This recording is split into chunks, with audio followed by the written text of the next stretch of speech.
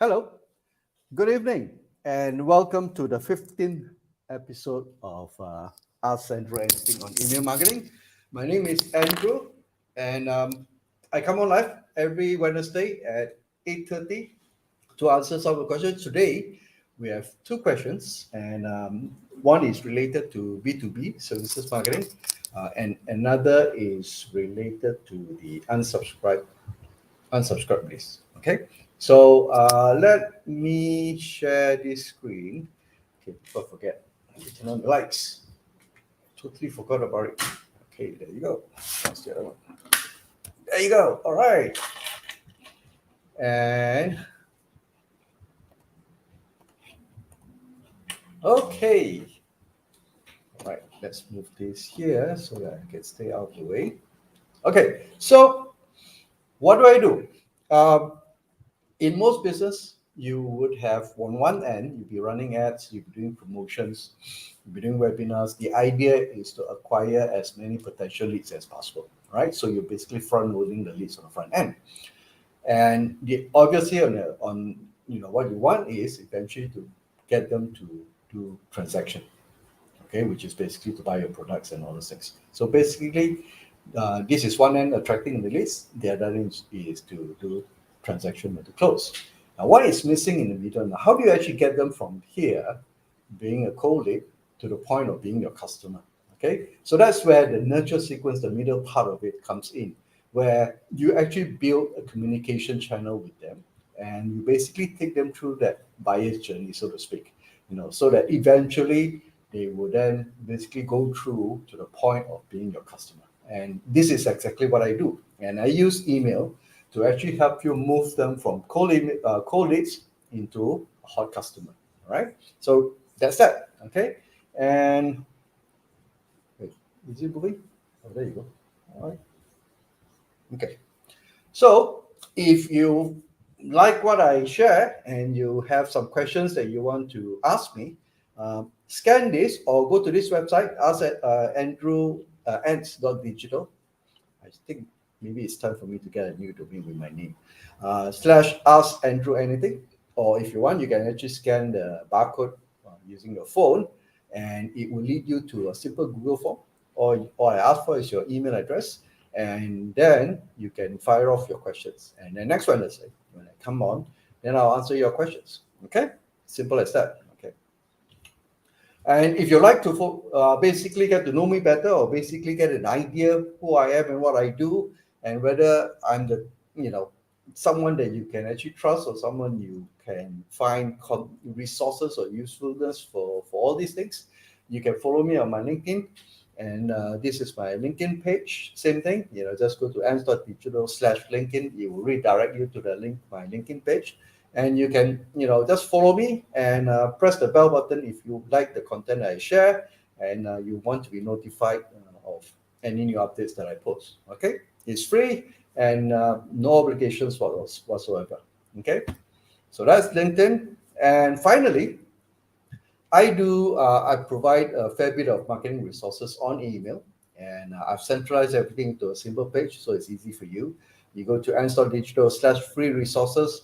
There are three newsletters that I write. One is for the B2B, and the other one is for B2C. And one, if you are basically stuck with, coming up with email subject lines, you can join that list, which is basically 365 email subject lines. I will send one every day, 7 days a week, for the next 365 days, to give you ideas and inspiration. Some of them you may want to use some of the subject lines, or modify them, or inspire to write other subject lines for your email. Okay, it's all totally free. No obligation. If you find it not useful, you can always unsubscribe. It is totally fine. Okay, so let's go back to the topic of today. We've got a question from Digmala, and her question is, in B2B service sales, it is difficult to basically get attention through emails, right? So how do I build this channel to get my prospective interested? Okay.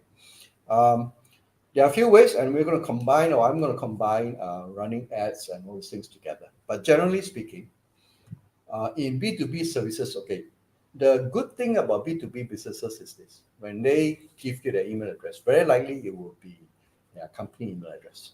Okay. Unlike, let's say, for example, B2C generally is their Gmails, the Yahoo Mails, and all those things. And you will notice, I think, even if you yourself, you may have several Gmail accounts or several Yahoo accounts. And sometimes when you sign up for something and you find it interesting and you just put an email after about 5-10 minutes, you probably can't remember exactly which email that you use, right? So I've got clients who they reach out on one email and the client sign up for a program or sign up purchase something and they use another email. And sometimes clients say, I can't remember which email I used to sign up. Okay, so that happens mostly in the B2C side. But in B2B, well, if they want most of the time, if it's related to business, they would probably use their company email. And in this case, everybody who works, in the company and all, you will check your emails. Okay. The downside is you probably won't be able to reach to them on, let's say, the weekends. Okay, because they won't check the company emails. But the way things are happening now with working from home, remote work, and all those things, I think we still receive our company related emails on our phones anyway, right? So that's a good thing. And you got to be very careful with B2B emails, right? You don't do it like B2C because the reason why they sign up or the reason why they give you emails, especially if you meet them in events and all those things, is they're interested in two things. One is to help themselves get better so that they can get their promotion, get basically grow in the company. The other one, obviously, to help them do a better job, okay, or help the company achieve the targets or whatever that they have. Okay, so your emails have to be done in such a way that it's short. Number two is basically is useful to them. The moment it's not useful to them, you are guaranteed that they will delete your emails because nobody likes to be bothered at work, right? So you have to think in terms of writing for B2B. How can you help them move from A to B, right? And using your products, or either give them insights. If you can provide insights that they can use in their work, and help them be sound more intelligent, for example, then definitely they will basically stick to your uh, emails and continue to open your emails. So value, lead by value, is very important for B2B emails. Now, in your case, for services sales, the idea is you want to meet them where they are. Okay, so here's the keyword. Your emails that you're going to write for,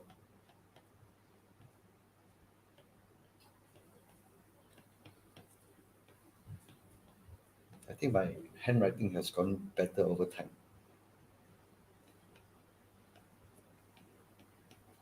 Okay, so your email should be designed to meet them where they are. For example, in services, if they are looking for support, okay. Second thing is they're looking for resources, right? Or if they are looking for basically, okay, support and resources for these two first, all right? And you get the drift.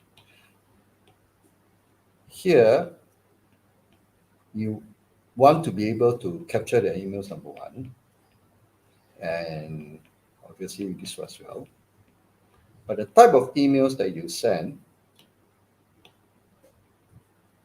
has to be relevant to where they search for. Okay. So for example, in resources, you could be, let's say, technical. It could be finance, for example, depending on what industry you are.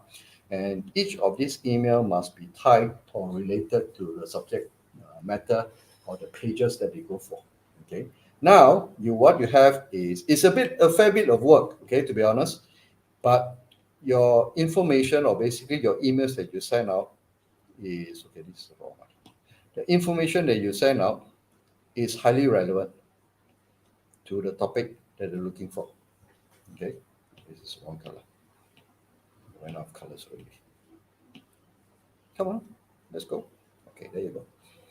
So, Nirvana, in this case, you have to put a bit more thought into it as to where the customers are at that point, and you can then put basically your link for them to sign up to get information. Or, for example, if they're looking for some technical white papers, that's the best way for you, right? Because you're going to deliver the content through email. Okay, so as long as you keep to delivering your content to email, then that's what the best way for you to actually now indirectly you're already segmenting your audience and they want to look for information, and they will basically will be able to read your emails. All right. The second thing is if you want to direct them to, let's say, YouTube page or other video resources, then you see basically on your video resources, is there any other follow-up information that needs to be delivered? In most cases, there should be some form of documentation, some form of written documents that is related. If you can deliver those using emails, and that's the best way, you do it in exchange for the email address. Okay, and then they will definitely read it because that's the information they're looking for. Number one. Number two is this is the ad part, okay, or running ads. So now you have a list of, let's say,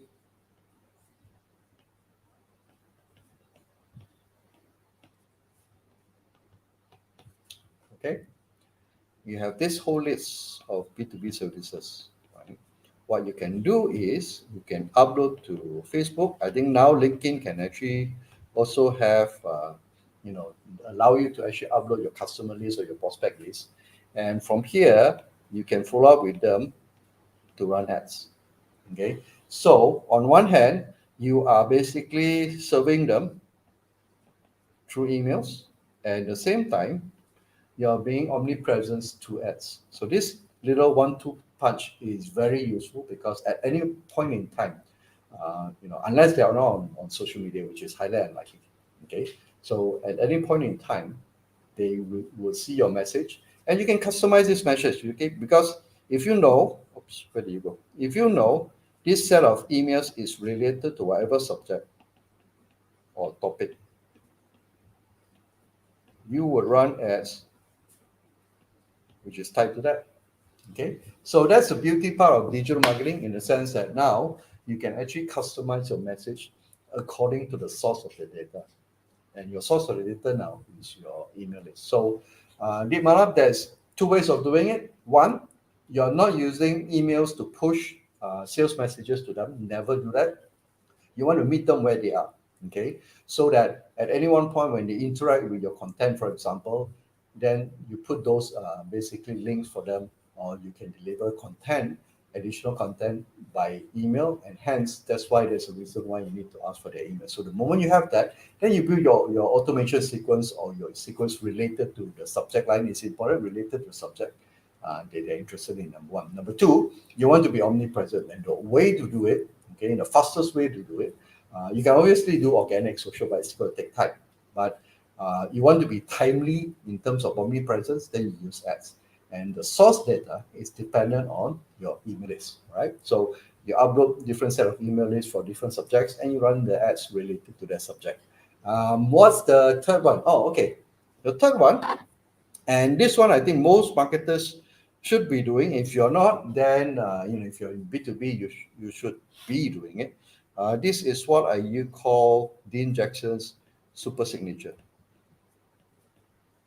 Okay. Let's see whether I can share this and show you. Okay. Okay, my daughter is online. Just a minute. Well, when you're going live, that's what happens. Okay, where is my what?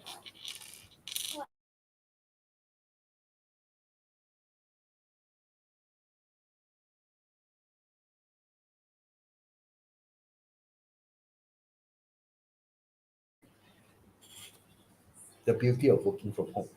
Sorry for the interruption. Okay, so where was I? Where was I? Okay, super signature. Let me show you. Okay, there you go. Let me share this screen and see. Right, and you've probably seen this, but anyway, I'll show you nevertheless. Where is my super signature? Tab. Okay, there you go. Okay, so this is, let's say, my email. All right, it is my email, anyways. So what you see here is obviously your name, your position and mobile number contact. That's important. And from here onwards, this is what you call the super signature. You can then have, for example, contacts for all your salespeople, anybody who interacts with external customers, for example. You can have basically ask them to add them into their emails.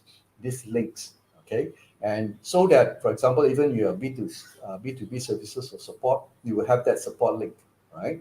And or like what I do I just shared with you just now, where you have a link to go to a central resource page.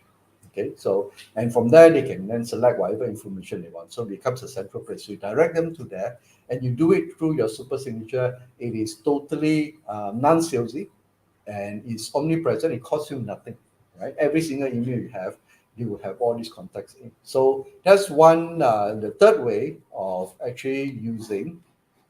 Let me see. How do I stop this? Let's see.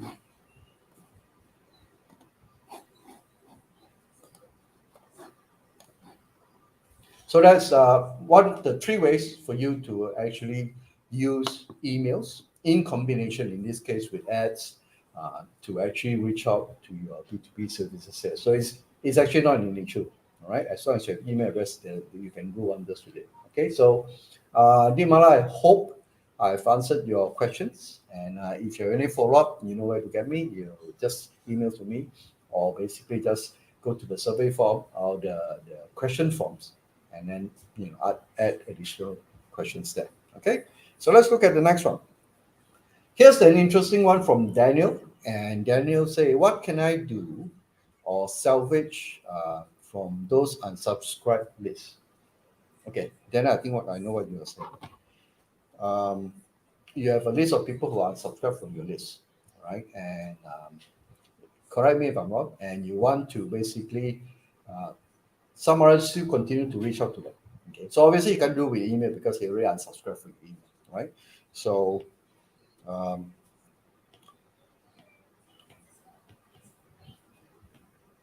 same thing with ads. You can retarget them. Okay, so those who unsubscribe, you can run ads to them and basically either share them different products, right? Maybe they are not interested in one product, and then you subscribe, send them to another product, for example, or options for them to do that they can interact back with you. Now, in most cases, Daniel, when somebody unsubscribe, it is he or she is basically sending a signal to you that they are no longer interested in what you have. It could be maybe not a product market fit to them, or maybe they don't trust the company or you, or is maybe it's not the right time. Okay, so I hope if it's not the right time, then retargeting would be something useful that you can do. But in most cases, when somebody answers, it's just like your ex boyfriend or girlfriend who decide to leave you. I mean, they've just said it to you, right? Through SMS or whatever it is, that they no longer want to be associated with you. And if you're still pinning on that hope to bring them back, then yes, retarget it, because you'll see on the ads whether they like it or not. Unless they are really, really so not happy with you that they will then report your ad. Okay, but in most cases, you just basically want to be present whenever they are. Then you can actually do that. For me, for those who unsubscribe, I will just leave them alone, because they will still see me on organic social. Uh, I would not run ads, but if I do, I may not be targeting them. I might even be excluding them, because they have already stated very clearly that they're not really.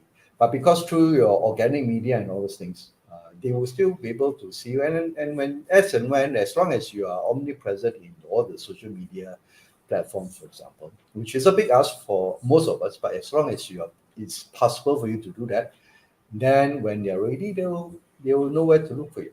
Okay, so Daniel, I hope I've answered your question. Okay, let's see. Any other comments here? No. All right.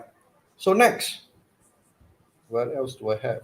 Okay, so I want to share something with you quickly before I end. I've got 11 minutes, so I'm early. Remember just now when I started the conversation, where you're spending money and you're doing whatever you can to attract leads. Okay, so you're attracting leads, and the end point is I want to be able to transact. Okay, basically to convert into customer, right? So here,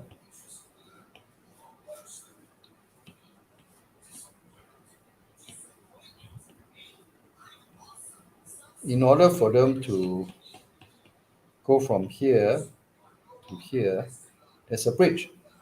Okay, because one, they may not know you, they may not like you yet. Okay, and then obviously they don't trust you yet. Okay, so you may call their attention through your ads. Okay, but they do not trust you, or maybe you have not established that communication.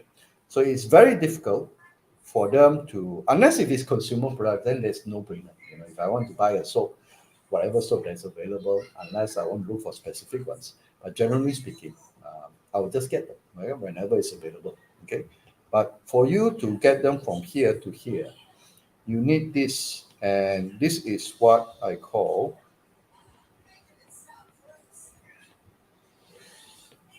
the nurturing process. Okay, and exactly that's what I do, right? So in order for you to do this, I have this 7-day program. I just launched this, where I actually work with you, and within 7 days, set up your emails, set up your email system, for example, and then write your emails, so that in a month's time, within the month itself, okay, the remaining 3 weeks, you'll be able to start nurturing your leads, and so that you can close more customers in the end. Okay, so once you have this running, because you already run ads, okay, let's look at it. Let's be realistic. You're already spending money on ads, or you're doing a lot of social posts, right? And some of you may even go to YouTube. Now, the question is, what do you do with all these people? Okay, so that's where, when you work with me on my 7-day program, I actually build the nurturing sequence engines so that you can actually take them from cold lead into hot customers. And why 7 days? Is because everybody wants results as soon as possible. Okay, it is already month of July. We've got 6 more months before the year ends. So I've managed somehow over time to actually streamline the process, to actually compress the entire thing. It's not what do you call that? It is not perfect, but the idea is, by virtue of compressing this, you actually get something moving. Right? So obviously, like emails, you're not going to email for once and that's it, because your customer acquisition or your lead acquisition continues. So once you have compressed this, then you basically optimize a streamline. Then over a period of other months, you actually get better and better results. Okay, but at least the kickstart, within 7 days, you can get all these things done. And the best part is this: it is all on a done for you service. Right? That means I'm the one that's going to set all these things up and write those emails for you, together with your input that you have with regards to your business, because each business is unique. So if you're interested and you want to know more, right, just basically go to this website. It is a calendar. Book the calendar slot. We can chat for 30 minutes at most, just to brainstorm ideas. Right? If you like it, we can proceed. If not, I will still deliver value to you, and we can be friends. Right? So with that, time's up for this Wednesday. And Daniel and Deepmala, thank you so much for sending your questions. And you guys, if you are interested and you want to send questions or ask anything related to email marketing, here's the link again. And I think I should put it next time so you don't scroll. Here's the link again. And, submit your questions and I'll answer them next Wednesday. So this is Andrew Wong signing off. Thank you so much and have a great evening, or the rest of the evening. All right. Cheers.